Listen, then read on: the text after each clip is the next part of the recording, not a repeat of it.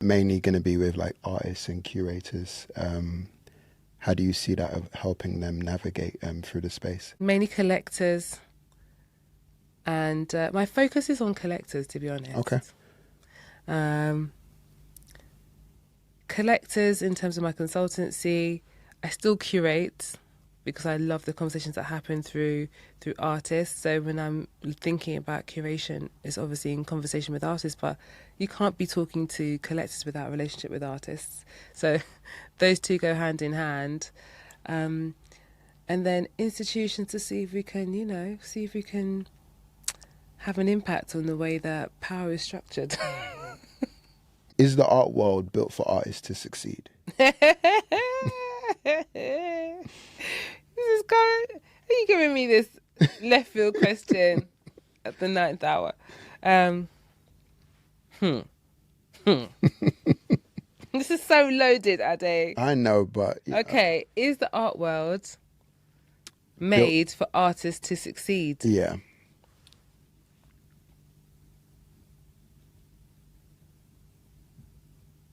Not all artists. Obviously, it depends on what an artist's idea of success is. Do you want to qualify what you mean by succeed? Notoriety, impact. Obviously, there's the monetary element to it that people want and deem it as success. But I think notoriety is probably top, right next to money. The old art world is certainly not built for all artists to experience or achieve notoriety. But I'm not sure that's even the purpose of the art world either. So that's a simple answer. I perceive success for an artist as something they determine on their own terms. So, is their art respected? Is their art understood? Does it have a life in the real world? People get to engage with it and be inspired by it. And then is it protected for posterity? If you have those things, as well as, due recompense for the effort and the value of your work, then I think you're a successful artist. Yeah. There are levels to it, of course. But that's where I'd start with thinking about success. Can culture exist without economics? Can it exist? Of course. I mean, culture pre-exists economics. So I don't know what you mean specifically by economics.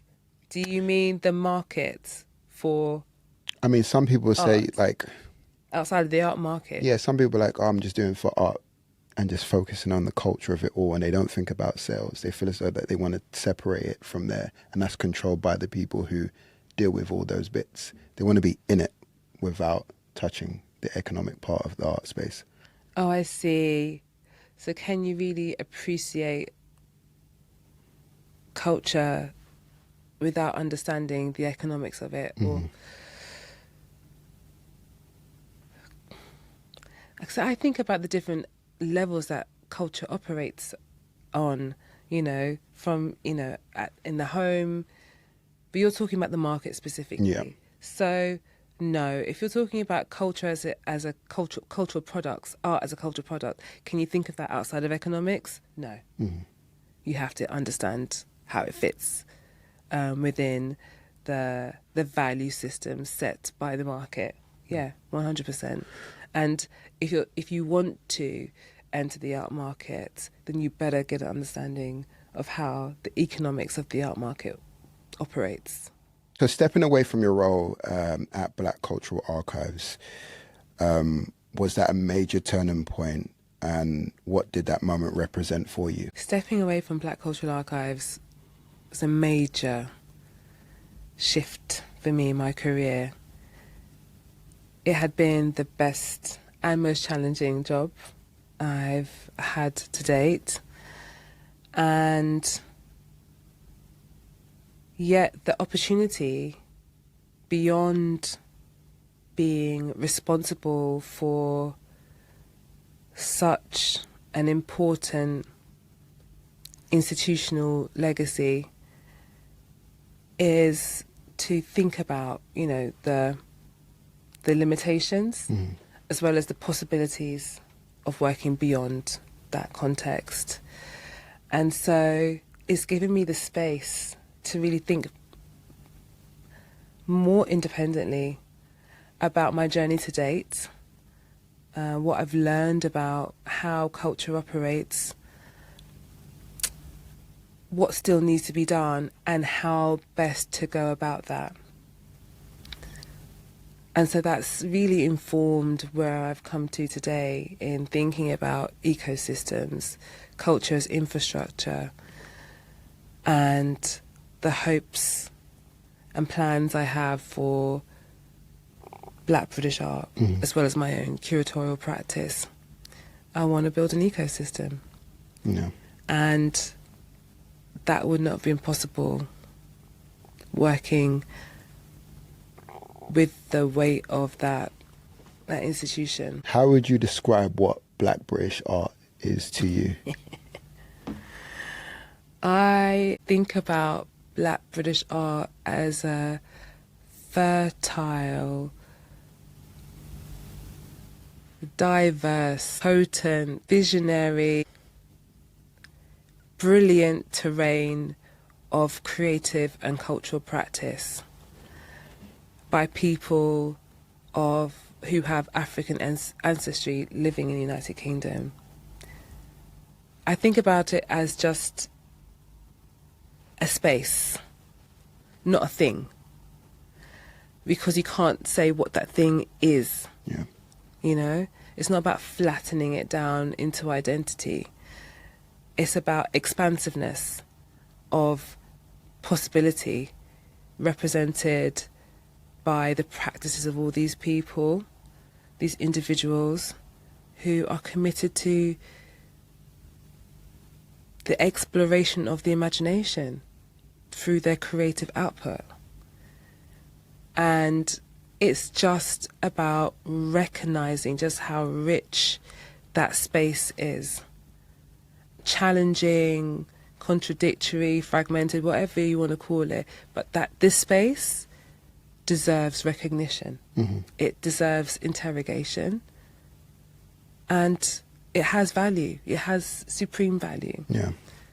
Globally. What do you think is currently missing for creators to try and grow? It's missing frameworks, access to frameworks for them to understand how to navigate and then organise this pursuit, the pursuit of a creative practice. Let's think about it in terms of legal, economic, marketing, relationship management, fundraising.